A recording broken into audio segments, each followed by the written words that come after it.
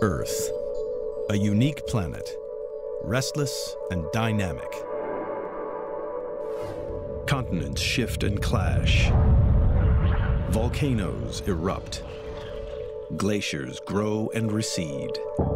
Titanic forces that are constantly at work, leaving a trail of geological mysteries behind. This episode explores Everest, the highest mountain on planet Earth. In order to unlock its secrets, a daring mission is undertaken to bring back rocks from the summit. This journey of discovery into the formation of Everest will uncover ancient fossils, hidden crystals, epic weather, and immense structures etched into the mountains. All part of the incredible story of how the Earth was made.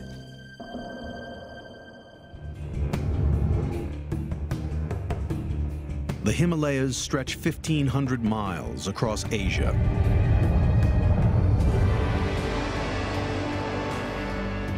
They're home to 14 of the tallest mountains on the planet.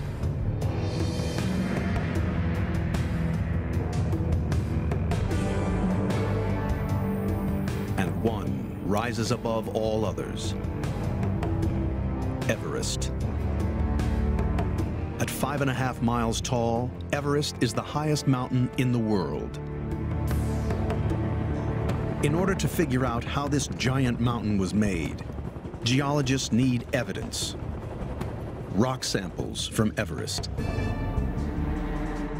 It's a dangerous mission, and only a few people are willing to undertake it. Kenton Kuhl is one of the world's best high-altitude climbers, and he will embark on this geological mission to the summit of Everest. His instructions from geologists are to collect rock samples from 3 places: 1 from the summit and 2 from lower down. These incredibly rare samples will give investigators crucial evidence. Kenton is at Everest Base Camp. Pitched on jagged rocks at 17,500 feet, this camp is over 3 miles above sea level. Sorting out the last of the items I need to take on a summit push. And I've just been to collect a load of Ziploc bags, which I hope to put all the samples in. Over the next 5 days, he will climb 12,000 feet, the equivalent vertical height of 8 Empire State Buildings. Kenton starts his mission from base camp. He negotiates the Khumbu Icefall, a frozen river with crevasses thousands of feet deep. It's a treacherous ascent, as all this glacial ice is constantly moving, and looming ice towers threaten to collapse. Kenton now has the most dangerous section ahead of him. At 21,000 feet, he is already higher than Mount McKinley. He has a sheer ice climb up the side of Everest. Winds reach speeds in excess of 100 miles an hour, and temperatures drop to -40 degrees. Since leaving base camp, Kenton has climbed for 4 days. At 26,000 feet, he reaches the point which joins Everest and its neighboring mountain, Lhotse. So here we are, this is the South Col, one of the highest camps in the world, 7,950 meters. So high that nothing can actually live here. From this camp, Kenton will leave at 3 a.m., climb through the night, and aim to arrive at the summit in the morning. It's pitch black, about 3 in the morning. Timing is crucial, and the weather must be ideal. The window for ascent is narrow. There are only around 12 days of the year when climbers can make it to the summit. Kenton must take this opportunity. He now ventures into what climbers call the death zone. Oxygen is needed to make the climb, as the air is 3 times thinner than its sea level. 1 in 10 people die climbing Everest. And most fatalities occur during this final stage. One more.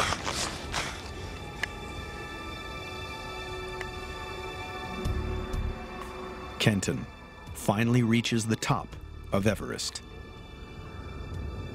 8,850 meters. We are the highest people in the world.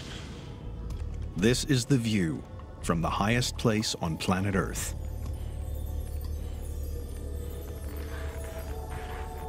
For most climbers, the summit is the ultimate goal. But for Kenton, his mission has only just begun. He heads just below the summit to find an exposed outcrop of rock. Kenton's first sample is a gray limestone. It's soft and easy to break off. This is a sample of the highest rock in the world. 1 down, 2 to go. Kenton descends further to collect the next sample. Just below the summit, the rock changes. Climbers call it the yellow band due to its distinctive color. The rock is dramatically different from the summit. Much harder and yellow in color. This is a layer of marble. All right, there we go. This is off the yellow band.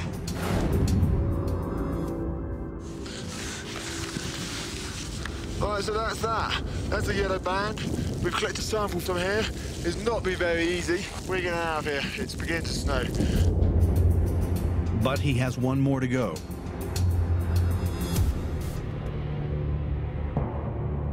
Kenton starts the long descent to where he'll get the next piece of evidence.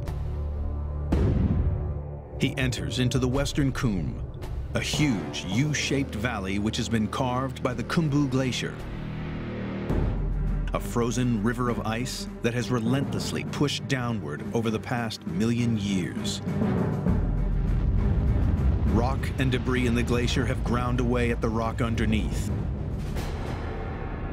revealing the base of Everest.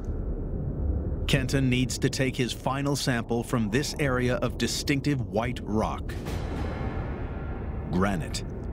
So here we are in the Western Cwm on Everest, about 6,400 meters. I'm actually stood underneath one of the easier outcrops to get to. This is a big sort of granite cliff above me. This white rock is full of crystals. It's extremely hard and different again from the summit limestone and the marble.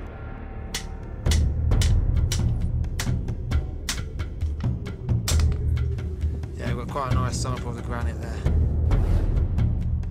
With the 3 precious samples safely packed away, Kenton takes them to the University of Oxford. Here they will be analyzed by the world's leading authority on Everest, Mike Searle. So Mike, this is your summit rock. Now, that is from the top of the world. Well, this sample, Kenton, is probably one of the most important samples of the whole expedition, so it's literally worth its weight in gold geologically. This came from the summit of Everest right there. The next rock down that you collected was from the yellow band. And even further down is another rock, a granite. Almost a complete picture of Everest. That's right, yes. Fantastic. Yeah. These 3 rocks are the major components which make up Everest. All that effort to get up to the summit was, I can tell you, was absolutely worth it to get this sample. Good. I hope so. So the next step is we want to find out what's in it. The summit rock is cut into a thin section.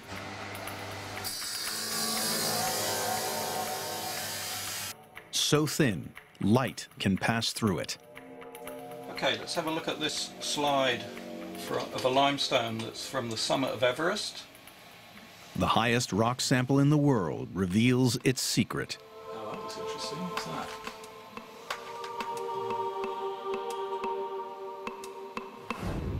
We've got a section here through a crinoid stem. A crinoid is a sea lily. From fossil records, the section can be dated. It is over 400 million years old. The sea lily is evidence that the summit rock of Everest was formed in an ancient marine environment. So from seeing this evidence, we can categorically say that this rock would have started life at the bottom of the sea floor. And then I've collected it from the very, very top of the world, from the summit of Everest itself. That's just amazing.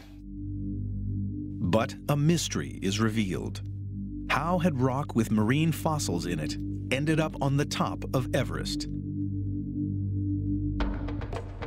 The mission to collect rock samples from Everest has uncovered 2 clues as to how it formed.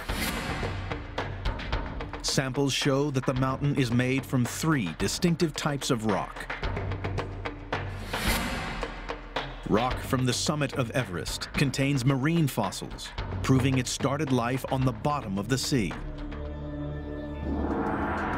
To figure out how seafloor came to be on top of the highest mountain in the world, geologists need to find evidence that is millions of years old, going back way before the Himalayas were even formed. 400 million years ago, no trace of the Himalayas existed. The sea lily, now fossilized on the summit of Everest, is proof that there was once water where now this great mountain stands. But to figure out whether this was just a shallow inland sea or a great ocean, geologist Mike Searle travels to the Himalayas. He begins the investigation at the Garkola River. It flows down from the high Himalayas and carries with it an intriguing clue. The rock I've got in my hand at the moment may look a bit boring and insignificant. It's just a pebble taken from the river, but it's actually a key clue as to the formation of the Himalayas and the evolution of the rocks.